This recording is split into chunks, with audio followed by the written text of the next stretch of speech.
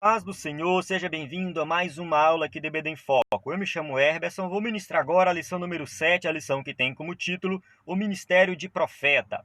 Este vídeo é o vídeo de destaque da lição número 7 da revista CPAD do segundo trimestre do ano 2021.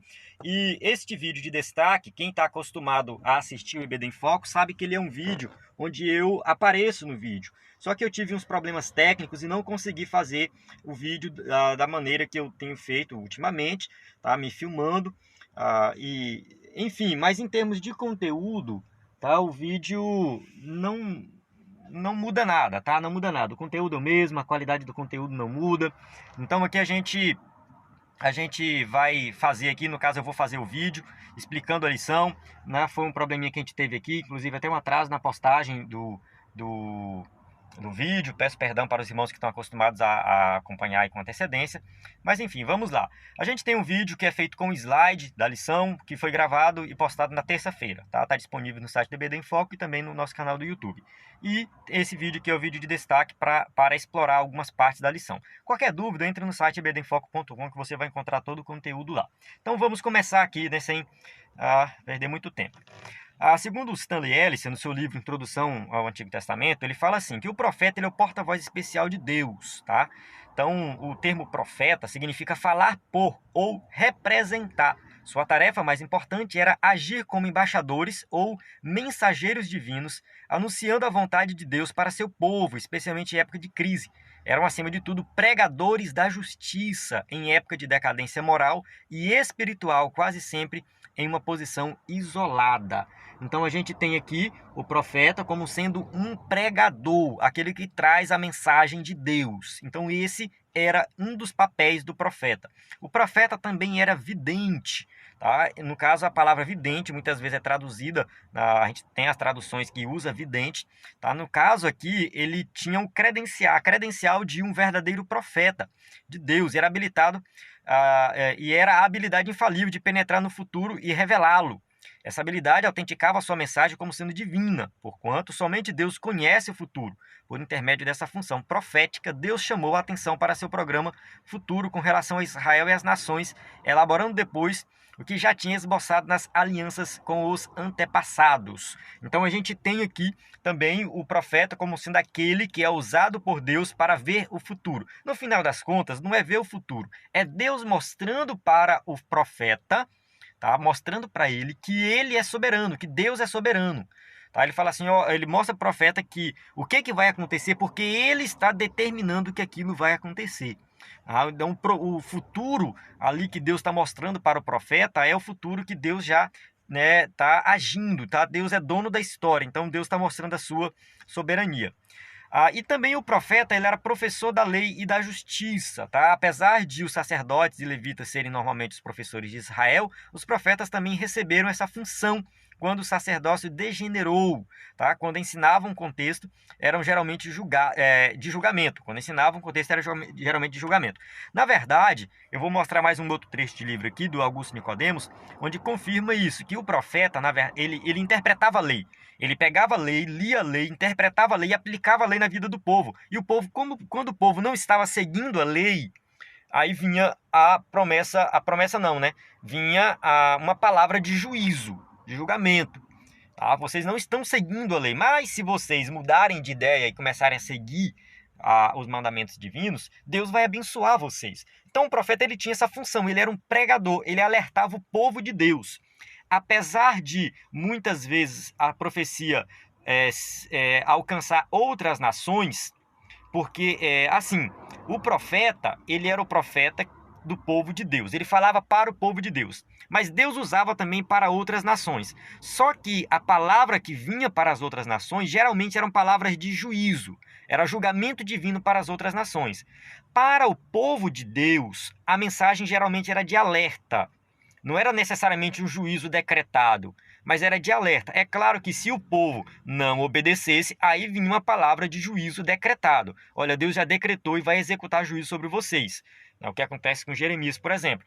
Então a gente tem aí o papel do profeta como sendo aquele que era levantado por Deus no meio do seu povo para alertar o povo para que o povo andasse no caminho correto. Então era isso que o profeta fazia ali no Antigo Testamento. Tá aqui os trechos do livro que eu falei do Augusto Nicodemos. Depois eu vou disponibilizar esse material para download, tá? Vai estar o link na descrição do vídeo.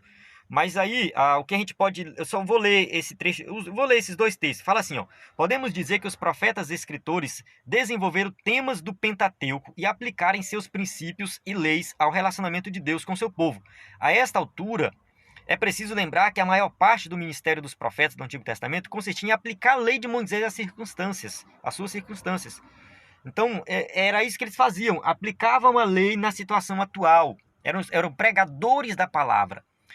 Mais uma vez, o trecho de baixo aqui fala assim, ó, o desenvolvimento da narrativa em termos da condição da relação pactual de Israel com Deus exigia que seus autores conhecessem, entendessem e aplicassem as escrituras já existentes na análise que fizeram da história de Israel. Ou seja, eles foram primeiramente intérpretes da história à luz da lei. Então o profeta, ele entendia da lei, ele conhecia a lei e ele vivia a lei, para depois que ele pregar essa lei para o povo. Então era desse formato. Isso aqui vai guardando isso, porque a gente vai trazer isso para os dias atuais. Será que alguém hoje que se diz profeta, que não conhece a Bíblia e não lê Bíblia, será que pode ser chamado de profeta? Vamos lá, vamos chegar lá. Mais uma vez, um texto grande, não vou ler todo, vou ler só a parte destacada aqui embaixo, que fala assim, ó, evidentemente os profetas e escritores eram primeiramente intérpretes da lei de Deus. Então só para depois você pegar, dar uma lida e confirmar. Eu fiz aqui uma linha do tempo da história da nação de Israel, só que devido à correria aqui, eu acabei não colocando todas as datas, enfim, só para você ver mais ou menos aqui como que as coisas aconteceram. Tá? Deus chama Abraão, depois que vai fundar a nação de Israel, com chamada de Abraão. Deus entrega a lei a Moisés, mais na frente. Depois Josué conquista a terra prometida, e lá na frente tem o primeiro rei. Então são fases históricas de Israel. Cada fase dessa aqui, Deus levanta profetas diferentes. Alguns dizem que Abraão pode ser classificado como profeta. Eu creio que sim, tá? Não existe um texto bíblico falando Abraão era o profeta de Deus. Não, mas ele também estava ali num contexto que ele pode sim pode ser chamado de profeta. Eu tô gravando aqui num local, só abrindo parênteses aqui, que às vezes faz um barulho, passa um carro de som. E se você ouvir alguma coisa do tipo aí, não se escandalize, tá? Fecha parênteses. Continuando. Aí tem a outra fase, que é a fase da lei. Então Moisés já era chamado de profeta, tá? Então a gente vai para outra fase, que Josué conquista a terra prometida. Aí com essa fase, depois começa o juízo, o tempo do juízo, não tinha rei em Israel. Aí depois que vem entrar a questão do reinado de Israel, que entra Saul. Então a gente tem, a partir de Saul, os reis de Israel, e começa a ter um movimento profético, de fato, ali na região de Israel. Os primeiros profetas ali, Samuel, a gente tem também Natã, a gente tem depois Elias, Eliseu. São profetas que não escreveram livros, tá? Profetas que proferiram palavras, atuavam basicamente na corte, eram auxiliares do rei, mas eles não chegaram a escrever livros, tá? Mas tem os profetas que escreveram, a gente vai falar disso daqui a pouco. Então o reino se divide mais na frente, reino do norte e reino do sul. Tá? Em 722, o reino do norte é levado para o cativeiro. Em 586, o reino do sul é levado para o cativeiro. O reino do norte não volta do cativeiro. Tá? O reino do norte não volta, onde é formado os samaritanos no lugar deles.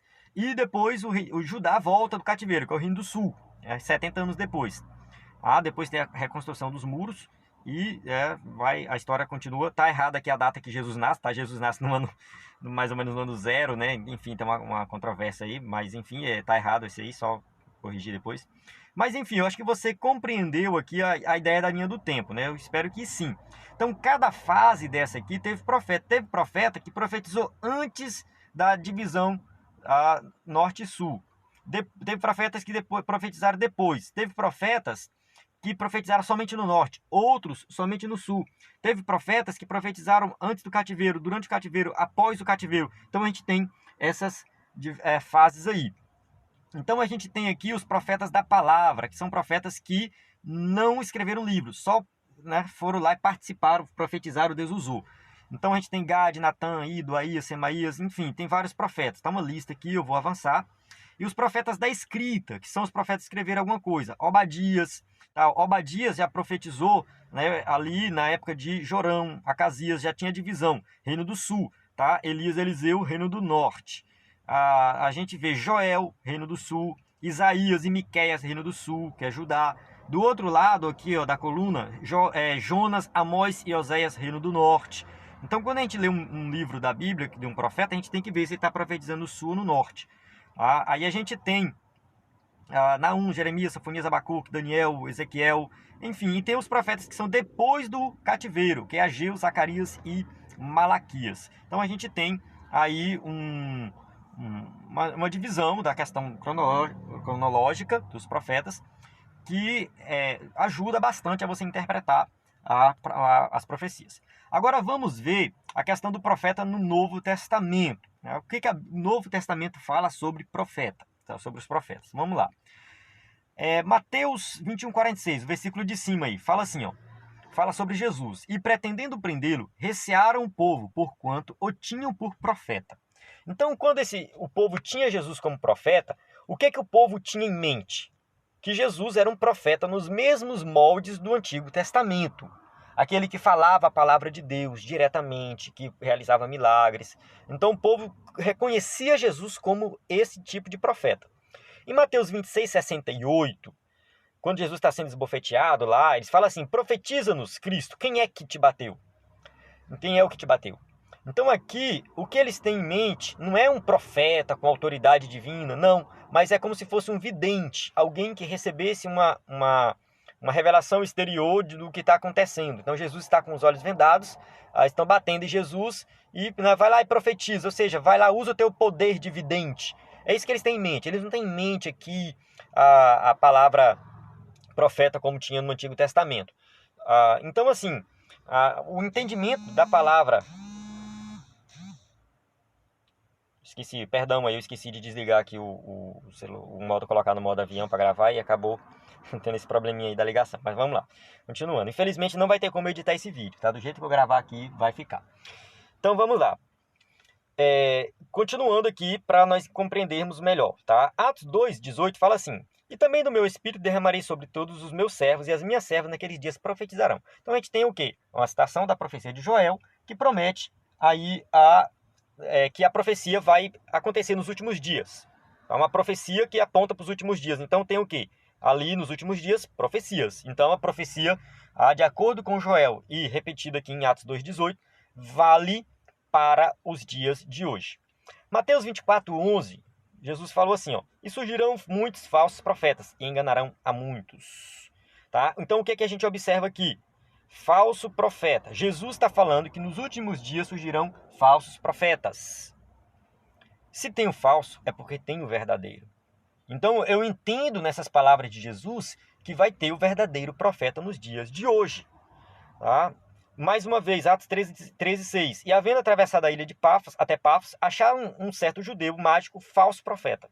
Então naquela época já tinha falsos profetas. Mateus 7:22. Mais uma vez. Muitos me dirão naquele dia: Senhor, não profetizamos nós em teu nome não expulsamos demônio, em teu nome não fizemos muitas maravilhas. Olha só, profetizamos. Então, lá no dia do juízo final vai estar lá muitos dizendo que profetizaram, mais indicando a questão dos falsos profetas. Então tem o verdadeiro.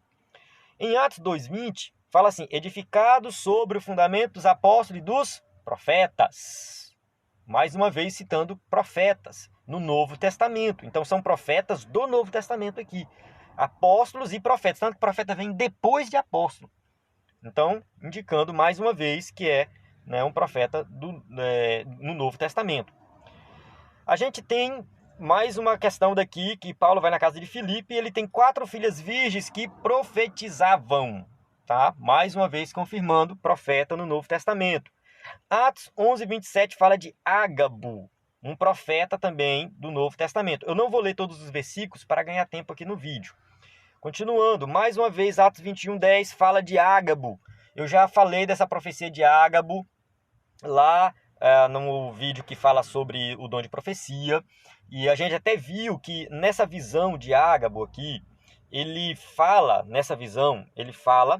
que os judeus de Jerusalém prenderão Paulo e entregarão aos gentios. Só que na prática, o que acontece? Na realidade, não são os judeus que prendem Paulo. Os judeus começam a espancar Paulo e os romanos chegam e prendem Paulo. Então a profecia de Ágabo, apesar de ser uma profecia divina, uma profecia que mostrou uma realidade, ela não foi 100% correta. Ela teve uma pequena falha, um pequeno desvio ali. Mas isso não faz com que a profecia perca o seu valor. Então, como até eu falei no outro vídeo, vou repetir nesse vídeo aqui, as profecias no Novo Testamento, tudo indica que elas não têm o mesmo poder, a mesma validade das profecias do Antigo Testamento como sendo 100% inspiradas. Tanto que Paulo orienta para que as profecias sejam julgadas, e a história de Ágabo mostra que ele errou um pouquinho na profecia. Então, pode ser que os nossos pensamentos podem manchar a profecia, aquilo que Deus colocou na nossa mente.